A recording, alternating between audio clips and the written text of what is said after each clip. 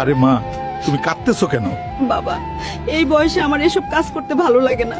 তুই একটা বিয়ে কর আর আমার মুক্তি দে। ঠিক আছে মা, আমি 1 সপ্তাহের ভিতরে বিয়ে করব। এবার তো তুমি খুশি। দেখো সুমাইয়া, আজ থেকে তুমি আমার বউ, আমার একমাত্র রানী। আমার মায়ের সেবা করা তোমার সবচেয়ে বড় কাজ। মা, আমি শহরে চলে যাচ্ছি একটা চাকরিতে, তুমি নিজে খেয়াল রেখো।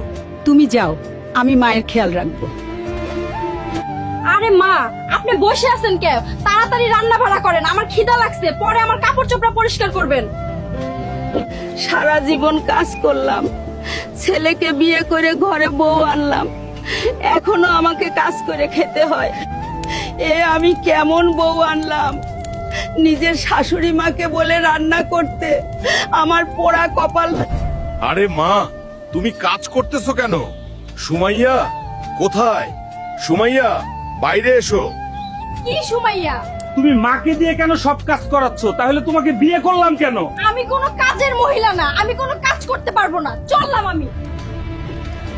দেখ মা, কোনো বউয়ের দরকার নাই। আজ থেকে আমি গ্রামের কিছু করব আর আমি তোমাকে রান্না করে খাওয়াবো। এভাবেই চলবে।